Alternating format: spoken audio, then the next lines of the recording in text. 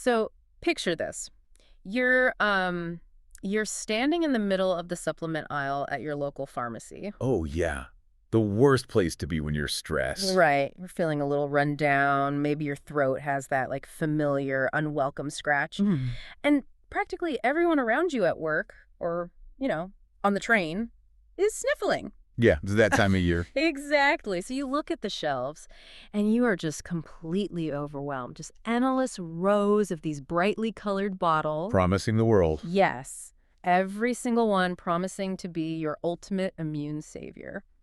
And, you want to make a smart choice, but honestly, navigating this space feels like walking through a maze blindfolded. It's a completely understandable reaction. I mean, we all want a quick, efficient way to protect ourselves. Yeah.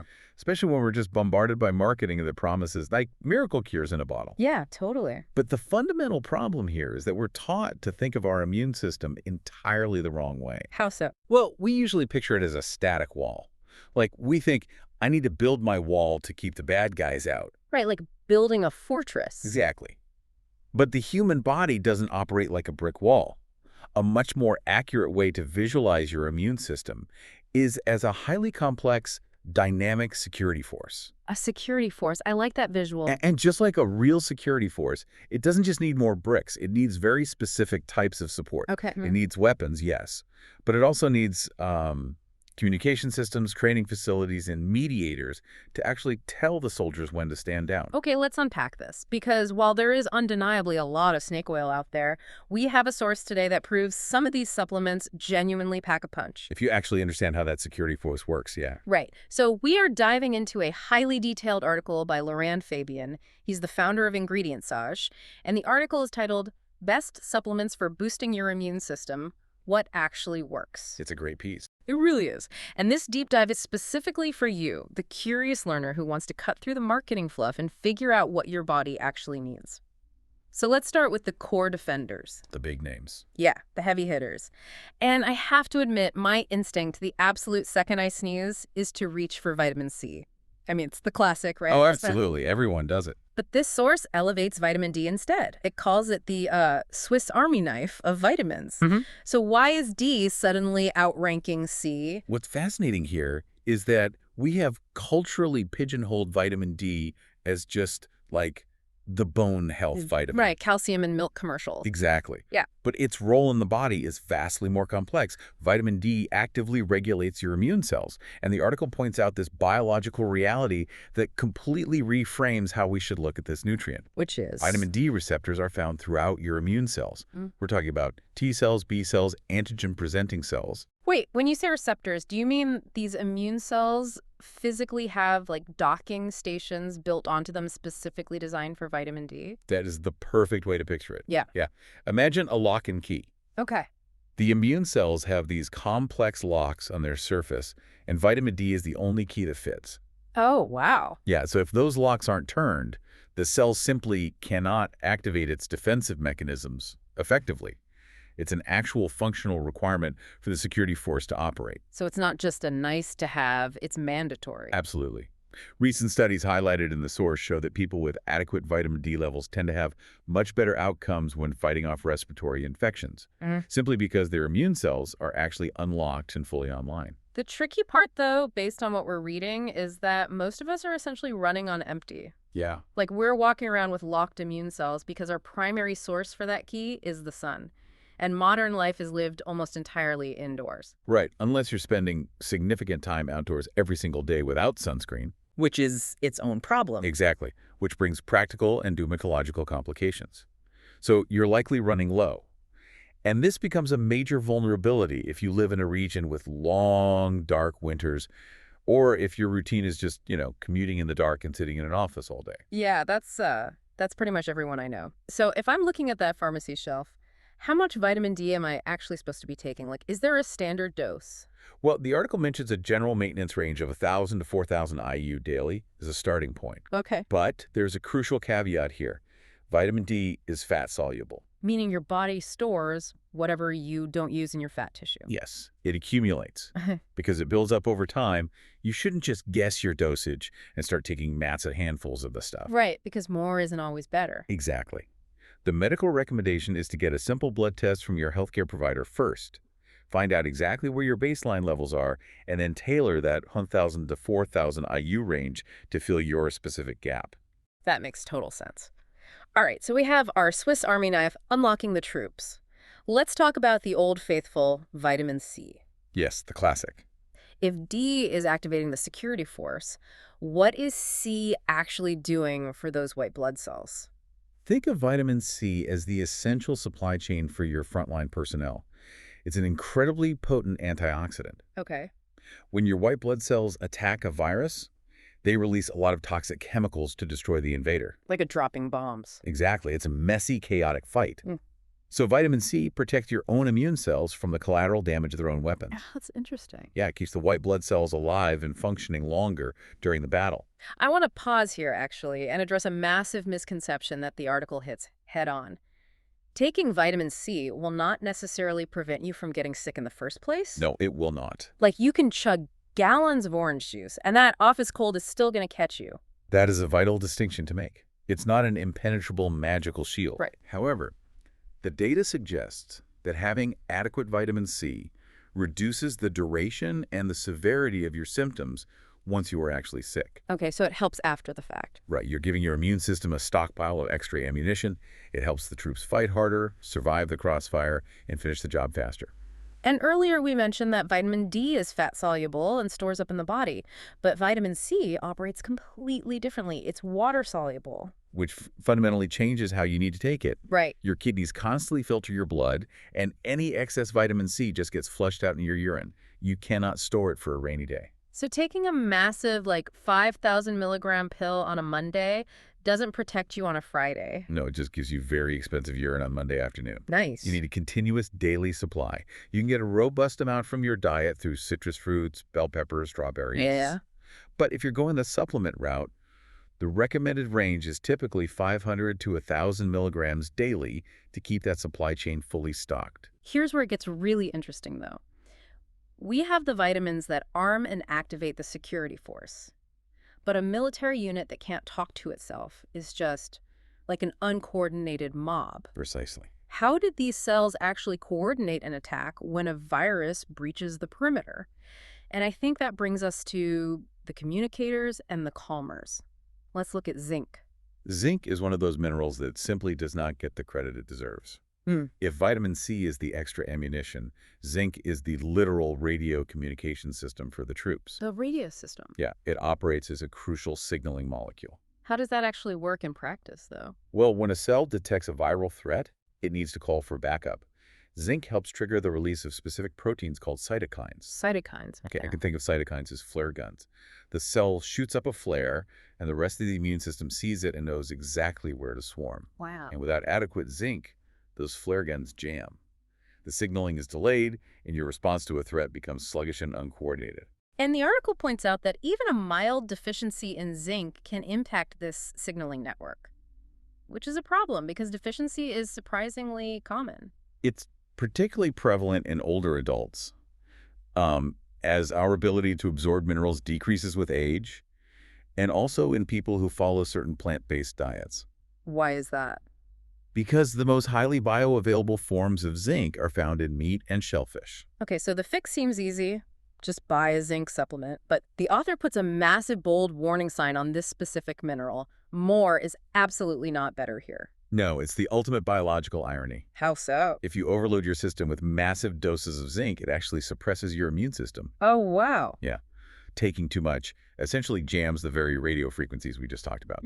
Your white blood cells become completely uncoordinated. That is wild. It does the exact opposite of what you want. Exactly. So what is the actual sweet spot to keep the radios working without jamming the signal? The clinical data suggests about 8 to 11 milligrams per day for adults. And there is a very practical pro tip in the article for taking it. Yeah. Zinc is best absorbed on an empty stomach. However, it is notorious for making people feel incredibly nauseous if taken without food. Oh, yeah. I've definitely felt that. It's awful. It's the worst. So if you experience that, don't suffer through it. Just pair it with a small snack to buffer your stomach lining. You'll still get the benefits without the nausea. Good to know.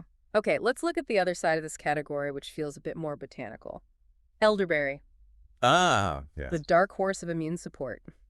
I feel like this is a very popular ingredient right now, especially like for kids. Elderberry is an excellent example of traditional use aligning with modern clinical science. It's a dark purple berry packed with unique antioxidants.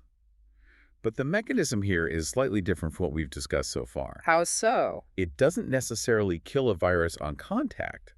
Instead, the compounds in elderberry are thought to bind to the tiny spikes on the outside of certain viruses. And that prevents the virus from entering our healthy cells and replicating. And it also supports the body's natural inflammatory response, right? Like it manages the stress of the infection so you feel less miserable while your body actually fights. That is the core benefit. It helps cool down the systemic stress, which translates to a shorter duration of those awful upper respiratory symptoms, like congestion and body aches. But walking down that pharmacy aisle, you see elderberry in a million forms. You've got syrups that taste great, gummies, capsules. Everything. But the source emphasizes a very specific phrase you have to look for on the label. Like you can't just buy a bottle because it has a picture of a purple berry on it. Right. You must look for the phrase standardized extract. Standardized extract. Yes. This is non-negotiable for herbal supplements. Yeah. Because elderberry is a plant, its potency varies wildly, depending on the soil it grew in, how much rain it got, when it was harvested. Oh, sure. That makes sense. Right, so one batch of berries might be incredibly potent, while the next is completely weak. So a standardized extract forces the manufacturer to test it. It guarantees that the active chemical compounds have been extracted and measured so that every single teaspoon of syrup, or every single gummy, delivers the exact same clinical dose, regardless of the harvest. Okay, so we have our cellular defenders and we have our communication network. But the source material takes a really fascinating turn here. It does. We move away from treating head colds and start looking at the systemic, foundational systems of the entire body. So what does this all mean for our stomachs? Because the article casually drops the fact that 70% of your immune system is located in your gut. It's a staggering statistic, 70%. It's like finding out the military's most advanced top-secret training headquarters isn't in some fortified bunker. It's just hidden inside a digestive basement. I love that analogy because a training headquarters is exactly what it is. And this brings probiotics firmly into the immune conversation. Right. We generally associate probiotics with digestion or, maybe taking them to calm an upset stomach after a round of antibiotics. Yeah, totally. But their role in immunity is monumental. Your gut is teeming with trillions of bacteria, your microbiome. And a healthy, diverse microbiome literally trains your immune system. Trains it how? Like, let's break down that biology. Picture your gut lining as a busy border crossing. You have immune cells patrolling this border. The beneficial probiotic bacteria act like sparring partners for those immune cells. Okay, sparring partners. Yeah. Imagine a harmless piece of digested apple passing by. The good bacteria interact with the immune cells, essentially teaching them, see this is safe, save your energy. So they are teaching the immune cells the difference between friend and foe. Constantly. They're keeping the immune cells sharp and alert without letting them overreact. That's amazing. So when an actual pathogen, a real enemy, arrives at the border, the immune cell isn't exhausted from attacking pieces of apple. It knows exactly what the real threat looks like and neutralizes it instantly. That means if your gut microbiome is wiped out from, say, a poor diet or it's just lacking diversity, your immune system is essentially flying blind. It has lost its sparring partners. So when we look for a probiotic to rebuild that training facility, the source gives some very specific numbers. Yes, you want a product with multiple strains, specifically looking for the names Lactobacillus and Bifidobacterium on the label. Lactobacillus and Bifidobacterium. Got it. These are the two families of bacteria most heavily researched for their immune-supporting capabilities. And you need a high count.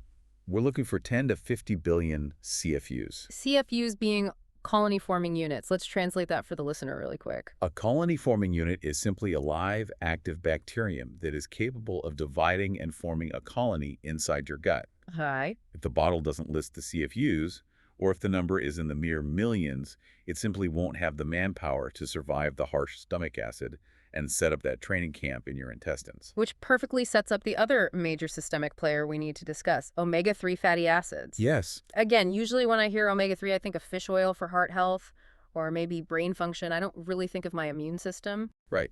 But if we connect this to the bigger picture, the biological link makes perfect sense.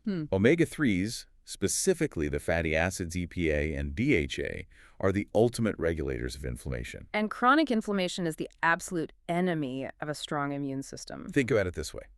If you are highly stressed, eating poorly, and not sleeping, your body enters a state of low-grade chronic inflammation. Okay. Your immune system perceives this stress as a constant, low-level threat. It's fighting a phantom war 24 hours a day, 7 days a week. Wow. It becomes deeply depleted. So when a real virus shows up, your security force is already utterly exhausted. So how do the omega-3s intervene in that phantom war? EPA and DHA actively support the resolution of inflammation. They're the skilled mediators who step onto the battlefield, assess the situation, and tell the immune system, the battle is over. Call off the troops. It is time to rest and rebuild. They calm things down. They physically help the tissue return to a calm, balanced state. That is crucial because an overactive, inflamed immune response is often what causes the worst symptoms of being sick, right? Like the fever, the swelling, those deep body aches. Exactly. It's your own body overreacting. And the article recommends a dosage of about 1,000 to 2,000 milligrams of combined EPA and DHA daily. Usually people get this from fish oil, but the source makes a great point for vegetarians and vegans. Yes, the secret of the ocean is that fish don't actually produce their own omega-3s. Wait, really? Yeah, they get them from eating algae. So if you follow a plant-based diet, you can just bypass the fish entirely and buy an algae-based omega-3 supplement. It delivers the exact same EPA and DHA mediators directly to your system. Okay, so we have our comprehensive roster. Vitamin D to unlock the cells, vitamin C to supply the front line, zinc for radio communication, elderberry to manage the viral stress, probiotics to train the troops, and omega-3s to call off the inflammation. A very solid lineup. We know what works, but knowing the ingredients is completely useless if you don't know how to navigate that pharmacy aisle. So let's talk protocol. Quality, timing, and the reality check. I'm going to play devil's advocate here. Go for it. Can I just grab the absolute cheapest generic bottle on the bottom shelf and then, I don't know, just swallow a massive handful of pills the morning I wake up with a scratchy throat? It's a tempting, budget-friendly strategy, but the author is unequivocal here. That is a recipe for failure. Shocker. First, let's look at quality. The supplement industry is notoriously opaque. A pretty label doesn't guarantee a potent product. The source emphatically recommends looking for a seal that says third-party tested. Meaning an independent outside laboratory has actually looked at the physical pills. Yes, an independent lab has verified that the ingredients listed on the back of the bottle are actually present inside the capsule at the exact potencies claimed and completely free of harmful contaminants like heavy metals. That's huge. It's your ultimate quality control check. Because if you buy the cheapest untested bottle, you might literally be swallowing capsules filled with inactive rice flour. And regarding my strategy of taking a massive handful, the second I feel sick. And that brings us to timing.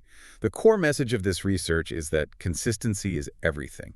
Your immune security force works around the clock. Right. It requires steady, daily support. Sporadic megadoses simply fail, partly because your body can only absorb a certain amount of a nutrient at one time. Like we saw with the water-soluble vitamin C flushing out of the kidney. Exactly. But also because you cannot cram for an immune test. Biology is a marathon, not a sprint. Which perfectly tees up the ultimate reality check of this entire deep dive. Laurent Fabian actually pumps the brakes near the end of the article. He does, yeah. He reminds the reader that supplements are exactly that. They are supplements. They are an addition to a routine. They're not magic pills, and they cannot replace basic foundational self-care. This might be the most important takeaway of the entire discussion. The holistic foundation of your immune system is built entirely on good sleep, regular physical movement, effective stress management, and a nutrient-dense diet. Basically the boring stuff that actually works. Precisely. Yep. If you are consistently sleeping 4 hours a night, living in a state of high anxiety, and eating poorly, no amount of elderberry syrup or zinc is going to magically save you from getting sick. Because more is not always better. The body has a limit to what it can utilize, and excess can actually cause real damage. It's all about tailoring these choices to your personal biological needs. Right. The source notes that if you eat a massive amount of citrus and bell peppers every day, you might not need to supplement vitamin C at all, but you still might desperately need that vitamin D because you work in a windowless office. Which is why consulting a healthcare provider to create a truly personalized protocol is invaluable. Yeah. A professional can evaluate your diet, Run that specific vitamin D blood test we talked about and help you map out exactly where your unique gaps are. Targeted supplementation provides an incredible defensive edge, but only when the structural foundation of your health is secure. Let's bring this all together. We have covered incredible ground today. We moved past the idea of the immune system as a static buck wall and explored the complex security force inside you. We started at the cellular level, looking at vitamin D as the key unlocking the troops, and vitamin C supplying the front line against collateral damage. We examined how zinc acts as the flare gun for cellular communication and how the standardized extracts of elderberry help manage the inflammatory stress of a virus. A great summary. And then we went deep into the systemic headquarters of the gut, with probiotics acting as sparring partners to train your defenses and omega-3s stepping in as the mediators to cool down the phantom war of chronic inflammation. Yeah. The ultimate takeaway is clear. Targeted, biological knowledge is your shortcut to being genuinely well-informed. It really is. It ensures you spend your time and money on mechanisms that actually work, rather than brightly colored bottles with the best marketing. This raises an important question, though. The article closes with a really profound reminder that your immune system has been keeping your ancestors alive and healthy long before the supplement industry ever existed. That's true. And it makes you wonder, are we taking all these pills and powders to boost ourselves into some unnatural superhuman peak state? Right. Or, if we consider our desperate need for vitamin D because we hide indoors and omega-3s because of our high-stress diets, are we actually just relying on these bottles to compensate for the modern, indoor, highly anxious, sleep-deprived lifestyles that have artificially tanked our natural baseline immunity? Wow. That is exactly the question we need to be asking ourselves. Are we boosting our biology, or are we just trying to buy back the baseline we lost to modern life? Something to think about. Definitely. Keep that thought in mind the next time you find yourself standing in that overwhelming pharmacy aisle. Look closely at your own foundational habits, your sleep, your daily stress, your meals, before you reach for a quick fix.